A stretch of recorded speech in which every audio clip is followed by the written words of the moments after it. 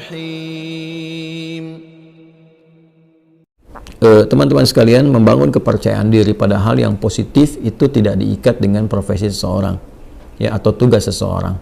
Ya, kepercayaan diri itu tidak melekat kepada seorang ustadz saja, kiai saja, ya, seorang habib misalnya, seorang guru, tidak. Tapi semua kalangan sepanjang mengerjakan nilai kebaikan mesti membangun kepercayaan diri yang kokoh pada dirinya untuk komitmen mengerjakan kebaikan itu, sehingga melahirkan motivasi kuat untuk melakukannya, mengerjakannya siapapun dan apapun yang ia kerjakan.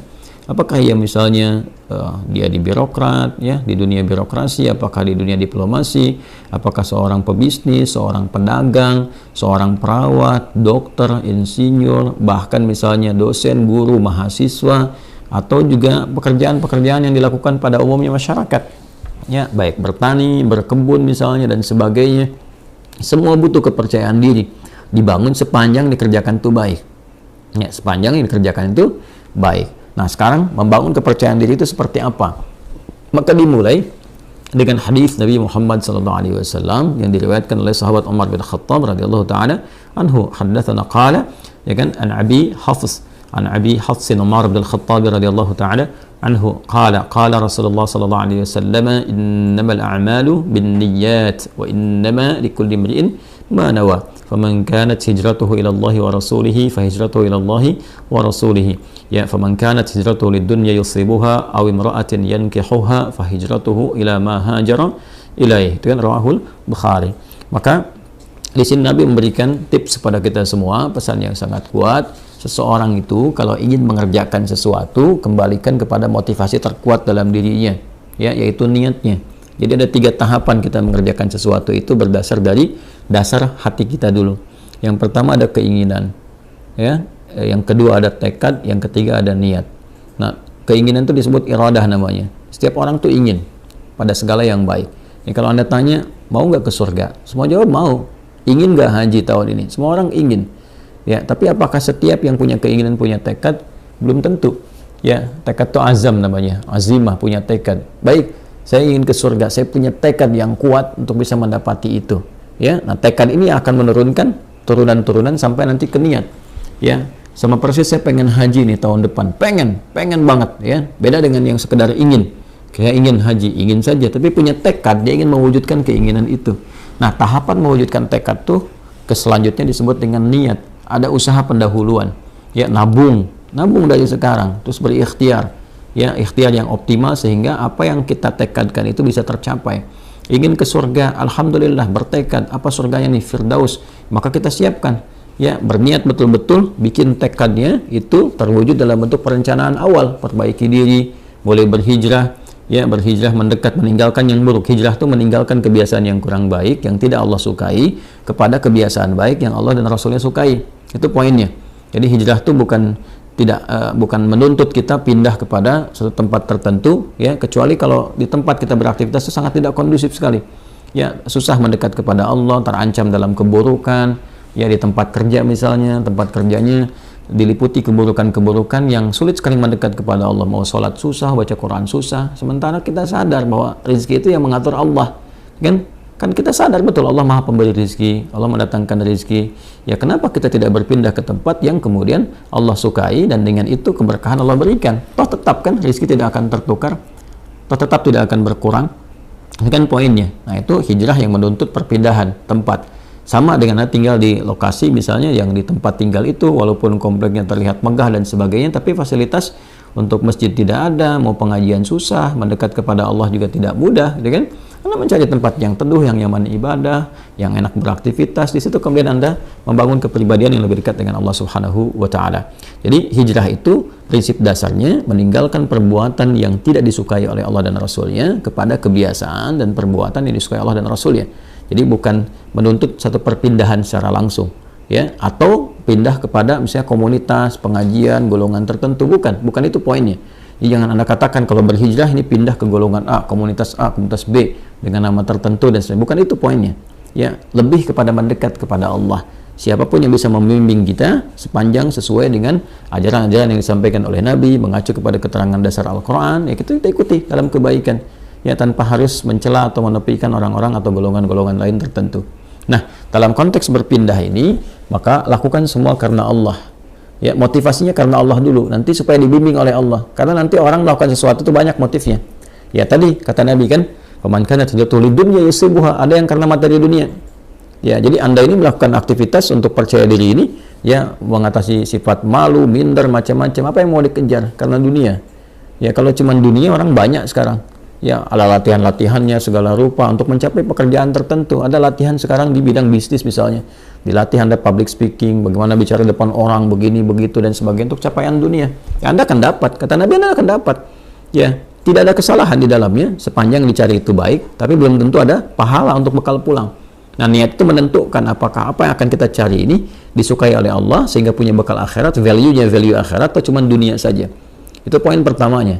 Jadi tanamkan pada diri kita itu motivasi yang kuat untuk mengerjakan sesuatu ini lillah, karena Allah, ya, dan Rasulnya. Nanti karena Allah itu memberikan kekuatan pada jiwa, dan Rasulnya memberikan bimbingan yang sudah Nabi contohkan kepada kita, ya, dan mewariskan pedoman-pedoman kehidupan yang abadi sifatnya. Nanti tinggal diikuti di situ, ya kan? Nah, jadi yang pertama adalah membangun kekuatan niat, motivasi diri dulu. Motivasi diri dulu. Saya ingin melakukan ini sebagai hujjah saya ketika kembali kepada Allah. Ya, saya ingin melakukan ini ya supaya Allah ridha dengan saya. Nanti dari niat yang benar itu Allah berikan kekuatan pada diri kita. Nah, niat itu diterjemahkan dengan apa? Setelah muncul dalam hati kita, kita akan memulai aktivitas itu yang baik itu, maka kita bisa mulakan itu dengan memohon kepada Allah. Nah, di sini dia. Jadi membangun sifat kepercayaan diri, diantaranya memulai dengan menautkan aktivitas yang akan kita kerjakan, ya, dengan harapan perlindungan dan pemberian kekuatan serta bimbingan dari Allah. Mohon taufik namanya, minta. Nah, itu keadaan itu disebut dengan tawakal namanya. Ya, tawakal itu menyerahkan keadaan kita yang akan kita ikhtiarkan, baik mulainya ataupun akhirnya kepada Allah, gantungkan kepada Allah, sehingga Allah memberikan perlindungan yang paripurna kepada diri kita. Maka Nabi mengajarkan kita untuk berdoa dalam memulai segala hal. Nah, doa itu juga membangun kepercayaan diri. Makanya orang kalau mau mengerjakan sesuatu, ketika dia berdoa lebih kuat kan? Ya, Anda mau bicara, Anda berdoa. Dan diajarkan kan di Quran, di surat Thaha itu, bagaimana seorang Musa alaihissalam dibantu sekretarisnya Nabi Harun alaihissalam, ya, dua-duanya datang kepada Fir'aun untuk berdakwah, menyampaikan kebaikan, membangun kepercayaan dirinya bagaimana? Kan berdoa dulu. Ya kan? Setelah dia berniat baik, menjadikan semua urusan karena Allah, dibimbing oleh Allah tuh. Ya, bimbingannya indah sekali. Jadi bimbing oleh Allah, nanti kalau datang katakan yang baik-baik, katakan yang lembut supaya dia sadar. Ya, di Quran surat Thaha itu kan ayat 43 sampai 44, faqula lahu qawlan layyina la'allahu yatadzakkaru aw yakhsha. Katakan yang lembut, kan? Katakan yang halus, tutur kata yang baik, yang elok dengan retorika yang benar, kan? Sampaikan aja. Nah, mudah-mudahan dengan itu nanti ya, ada kelembutan pada hati dia sehingga dia merasa takut kepada Allah dan memperbaiki diri. Nanti Allah bimbing, berikan kekuatan. Makanya nanti ayat-ayat berikutnya itu memberikan kepercayaan diri yang kuat kepada Musa. Ketika tawakal itu ada, lalu dibimbing doanya, Rabbi shrahli sadri wa yassirli amri wahlul 'uqdatam bil lisani yafqahu qawli. Lalu kemudian Allah menegaskan, jangan takut Musa, ya, aku akan membersamai kamu, ya kan? Nah, kamu akan dibekali begini begitu dan sebagainya. Ini isyarat Quran yang sangat dalam. Tautkan aktivitas kita kepada Allah Subhanahu wa taala, lalu bacakan doa. Kalau di sini terkait dengan bagaimana supaya tampil bisa bicara dan sebagainya, doanya juga ada sendiri. Seperti tadi diajarkan di Quran, Rabbi shrahli sadri wa yassirli amri wahlul 'uqdatam min lisani yafqahu qawli. Nanti untuk belajar supaya pede nih, ya, jangan sampai pesimis, waduh saingannya berat nih, waduh ini bisa nggak lulus ujian. Percaya diri, yang dituntut ikhtiar kok. Nanti Allah yang mengatur Anda masuk di kampus mana, di sekolah mana yang terbaik untuk masa depan kita. Kadang-kadang harapan kita ke A, tapi kata Allah jangan ke situ, kamu ke B aja, karena kamu nanti bakatnya akan dibutuhkan di bidang ini. Bisa terjadi. Ya, harapan masuk A, tiba-tiba masuk B, dan semua kampus bisa mendapatkan bagian-bagiannya gitu ya. Nah, maka di sini penting kita ikuti. Doa-doanya banyak ya. Rabbi zidni ilma warzuqni fahma, Allahumma faqihni fid din wa alimni ta'wil, sesuai dengan bidangnya masing-masing. Kalau belum tahu doanya, ucapkan apa? Ucapkan seperti Nabi bimbing dalam hadisnya. Ya, qala Rasulullah sallallahu alaihi wasallam, kullu amrin dhi balin la yubda'u fihi bi bismillahirrahmanirrahim fahuwa abtar. Maka mulai dengan bismillahirrahmanirrahim. Perbuatan baik itu niatkan, ya. Dalam diri kita kuatkan, ucapkan bismillahirrahmanirrahim. Anda mau kerjakan apa nih? Mau pidato? Bismillahirrahmanirrahim.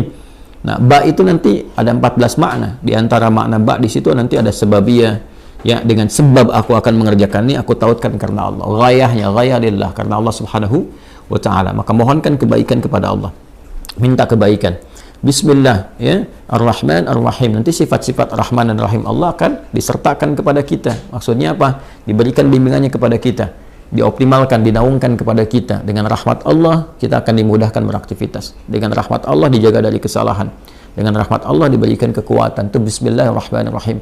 Makanya Nabi pun ketika mulai menerima wahyu diminta oleh Allah untuk pede, untuk percaya diri. Walaupun Nabi nggak pernah belajar, ya, nggak pernah beliau punya guru formal, nggak ada beliau pernah masuk madrasah, ya kan? Nggak pernah belajar, ummi sifatnya, ya, sifatnya apa? Ummi. Maka apa yang terjadi? Yang terjadi ketika menerima wahyu kan, ya, kata malaikat, Iqra, baca. Ma'ana biqari, saya betul-betul nggak bisa baca. Iqra, ma'ana biqari, saya betul-betul nggak bisa baca. Ya, sampai yang ketiga kan, Iqra ma'ana biqari. Nabi bisa mengatakan maqara'tu, ya, pakai bentuk kata kerja, bentuk past tense, kemudian dengan sigat ma, nafi, ya, saya nggak bisa baca. Tapi ketika ma bertemu dengan ba, itu taukid sifatnya, ma ana bi, ya, ma ketemu dengan ba, itu penguat taukid, ba nya jadi taukid. Saya betul-betul nggak bisa baca. Maka apa yang diturunkan oleh Allah Subhanahu Wa Taala untuk membangun kepercayaan diri beliau? Iqra bismi rabbikal ladzi khalaq. Muhammad SAW niatkan baca itu, ya, baca untuk mengikuti bacaan yang dibimbing oleh siapa? Oleh hamba yang Allah utus, ya, dan dengan kuasa Allah yang membuat, menjadikan sesuatu aja begitu mudah. Yang mencipta kamu aja begitu mudah, yang mencipta manusia aja begitu mudah. Apalagi menjadikan kamu terbimbing untuk bisa mengikuti bacaan, lebih mudah lagi. Maka lakukan karena Allah. Allah kan kuasa atas segala hal. Anda adabnya, kalau Anda sulit melakukan sesuatu, Anda akan berusaha minta tolong kan pada yang lebih kuat. Oke? Ya. Ada misalnya seorang usil pada Anda minta tolong pada yang lebih kuat, atau Anda lapor misalnya kepada yang berwenang dan sebagainya. Kenapa? Karena sifat dan fitrah manusia mencari yang lebih kuat. Siapa yang lebih kuat dibandingkan dengan Allah? Siapa yang memberikan kekuatan pada kita lebih dibandingkan apa yang Allah berikan kepada kita? Maka tautkan diri kita kepada Allah. Iqra bismi rabbikal ladzi khalaq. Nah, inilah kekuatan doa. Doa membangun kepercayaan diri. Doa membangun kekuatan. Ya, nanti setelah itu yakinkan bahwa apa yang Allah berikan kepada kita itu sempurna dan bisa melakukan apapun, ya, sepanjang nilai itu baik. Wa 'allama Adam al-asma'a kullaha. Allah mengajarkan kepada Adam semua jenis segala hal yang bisa digunakan dalam beraktivitas di bumi ini, ya, karena Adam itu nabi, Adam itu rasul.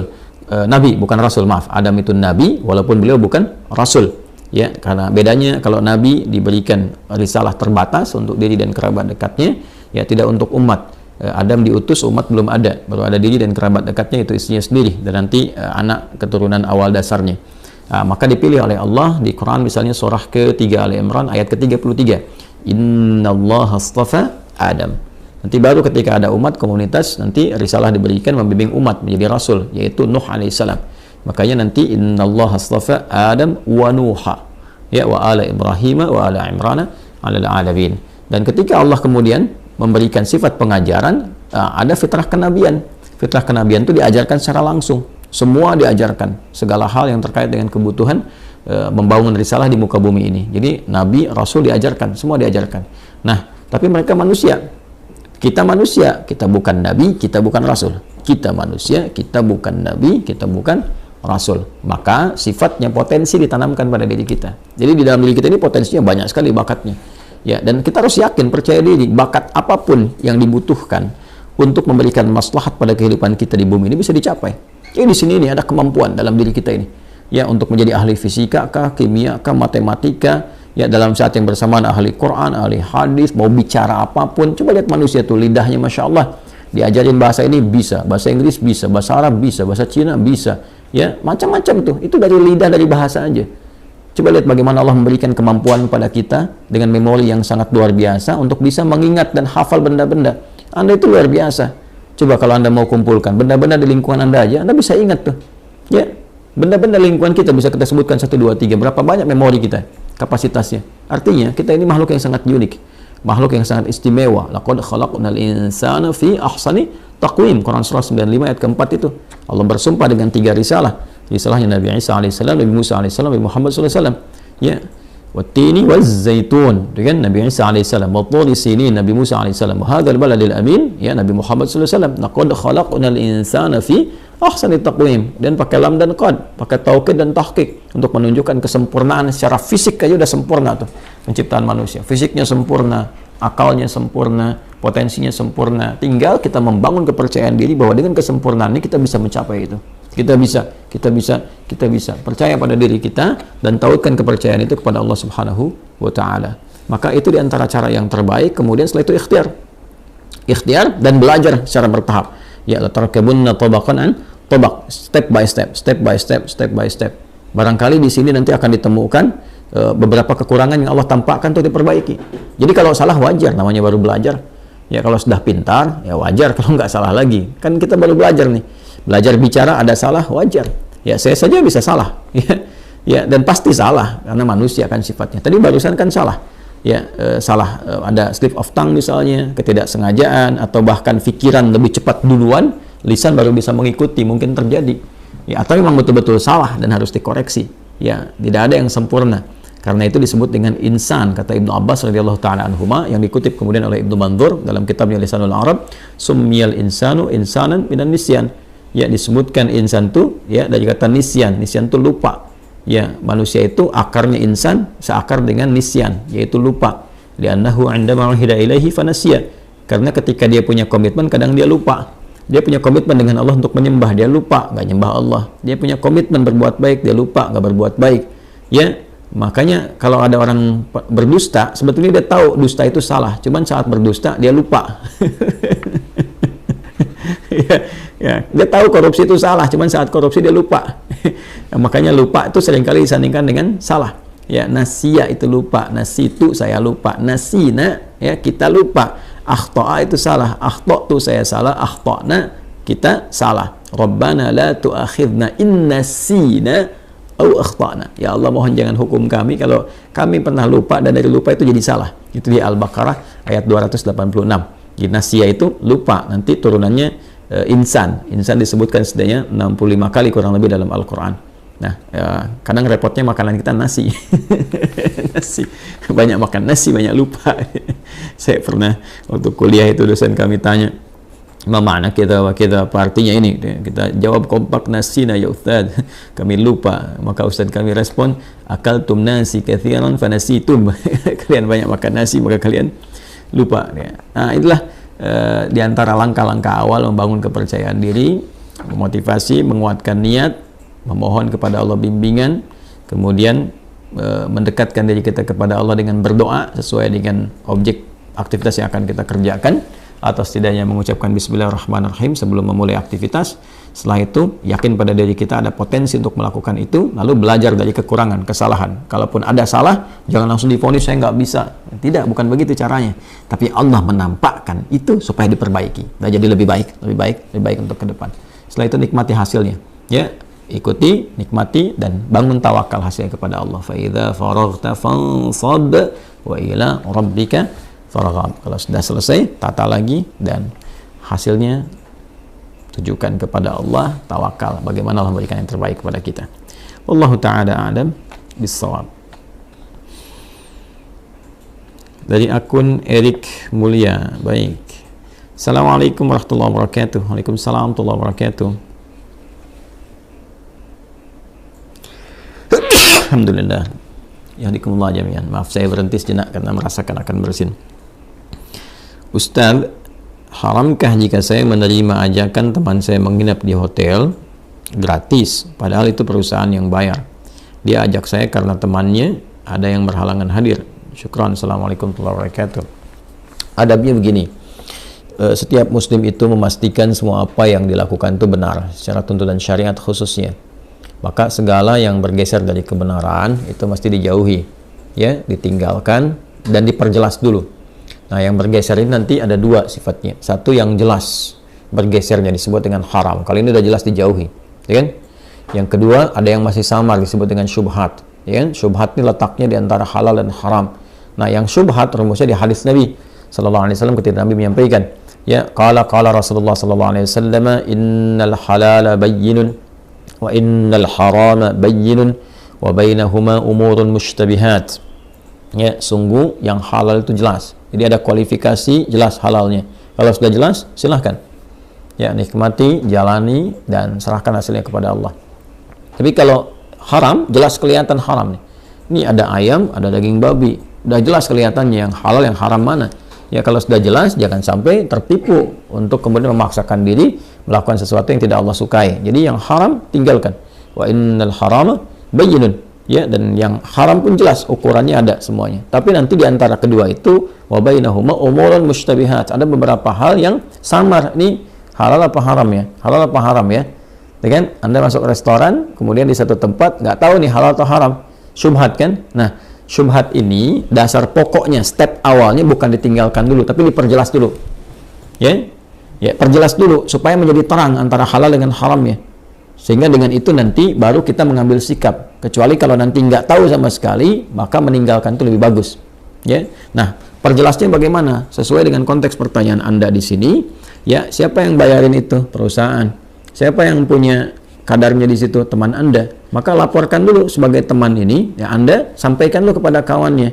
Akan lebih bagus daripada Anda ngajak saya dulu menginap, ya, dan yang bayarin di perusahaan dan bukan bagian dari saya, apalagi mungkin saya tidak bekerja di situ. Lebih bagus Anda sampaikan ke perusahaannya, ya. Jadi Anda nasihati teman Anda itu, kasih tahu ke perusahaan, ke bagian manajemennya bahwa teman yang tempat saya ini, ya, temannya tidak bisa datang karena alasan tertentu. Ya, bagaimana gitu kan, konsultasikan sehingga Anda pun jadi tertuliskan dalam track yang bagus, ya. Oh, ini jujur nih orangnya nih, tahu nih, bagus dan sebagainya, ya. Jadi tertulis nanti disampaikan kepada supervisor Anda ke atas bahwa ini nggak ada, silahkan ambil kebijakan bagaimana supaya terang dan jelas, ya. Lalu kemudian misalnya ada izin dari perusahaan, ya sudahlah, kamu bisa ajak aja siapa, itu kan udah tanggung dibayarin, kan. Kamu tugas nih keluar hotel, misalnya ada hotelnya, ada apanya, tugasnya tugas luar yang tidak mencakup keluarga di situ misalnya atau teman, tapi dengan partner di kantor. Nah, partnernya ini nggak bisa datang karena kondisi tertentu, dilaporkan dulu. Nah, ketika ada izin dari perusahaan misalnya, oh iya nggak apa-apa, nggak ada nih, kamu ajak aja teman yang bisa bikin kamu nyaman dalam bekerja. Nah, kalau sudah ada izin seperti itu, Anda lebih gampang. Itulah dari yang tadinya syubhat kemudian diperjelas statusnya sehingga dengan itu bisa diambil sikap. Ketika di perusahaan mengizinkan, oh iya nggak apa-apa misalnya, nah Anda langsung sampaikan. Alhamdulillah, Anda telepon teman yang tadi nggak bisa datang, ya misalnya dia berhalangan karena sakit, semoga Allah sembuhkan dia, semoga Allah berikan misalnya kedamaian, ketentraman, kesehatan terbaik. Kalau dia ada pekerjaan yang lain yang menuntut dia melakukan dan tidak bisa datang, Anda doakan. Anda telepon kasih tahu atau Anda WA kan, Anda SMS, ya mudah-mudahan dimudahkan ya, lancar urusannya gitu kan. Insya Allah saya juga di sini lancar, nanti ada yang temani dan sudah diizinkan oleh perusahaan, ya kan? Nah, itu semuanya clear, cair dan nggak ada beban. Ya, maka setelah mendapatkan itu, Anda ambil sikap. Jadi sebagai teman yang terbaik itu teman yang mengingatkan pada kemuliaan. Ingat ya, teman yang terbaik adalah teman yang mendekatkan Anda kepada Allah. Teman yang mengingatkan Anda pada kebenaran. Ya, boleh bikin status tuh, bikin quotes ya. Nah, itu teman yang baik. Jadi kalau status Anda di sini sebagai teman yang diajak ya oleh kawan Anda tadi untuk pekerjaan tertentu, maka jadilah teman yang baik. Ingatkan dia kepada nilai kebaikan, dekatkan dia dengan Allah. Di situ nanti hidayah akan datang dengan izin Allah Subhanahu wa taala. Tapi kalau misalnya dari perusahaan tidak mengizinkan, jangan dipaksakan. Ya, Anda sampaikan, "Wah, Masya Allah, alhamdulillah nih. Ya, coba tanya dulu sama pimpinan bisa nggak? Waduh, mohon maaf nih, rupanya kuotanya nggak memungkinkan. Dari kantor harus ada laporan begini misalnya, harus apa adanya. Jadi kalau nggak datang, dia nggak datang. Oke, tapi kalau kamu bisa mau datang misalnya, ada kemampuan ya insya Allah, atau nanti aku deh misalnya kan yang cover." Nah, itu biasa kadang-kadang Allah kasih jalan begitu. Kalau kita yang jujur, kita terbuka, Allah kasih jalan. Atau dari kita misalnya ingin support dia, ya nggak usah pakai jatah kantor, kalau nggak dimungkinkan insya Allah saya datang ke sana, nggak apa-apa, nanti saya aja tanggung sendiri gitu kan, dan sebagainya. Itu sikap wara seperti itu akan memberikan pencerahan, kedamaian dan penghormatan. Ya, dan penghormatan itu yang mungkin bisa dilakukan. Jadi kalau ada sesuatu yang syubhat, maka perjelas dulu. Ya, kalau belum jelas sama sekali misalnya, lebih baik menghindar. Ya, supaya menjaga kehormatan diri. Faman ittaqa syubhat ya faqad istabra li dinihi wa irdih. Siapa yang menjauhi syubhat, dia telah menjaga nilai kemuliaan agama dan kehormatan dirinya. Ya, kalau ada yang belum jelas tuh dijaga. Jaga supaya tidak ikut dalam sesuatu yang beresiko tinggi ke depan. Ya, ketika seseorang itu ternyata salah, Anda ikut pada kesalahannya. Hanya ikut bersaksi, ikut begini, ikut begitu, dan agak berat juga. Jadi perjelas dulu, setelah jelas status baru mengambil sikap, ya. Teman-teman, wallahu a'lam bissawab, itu yang bisa disampaikan.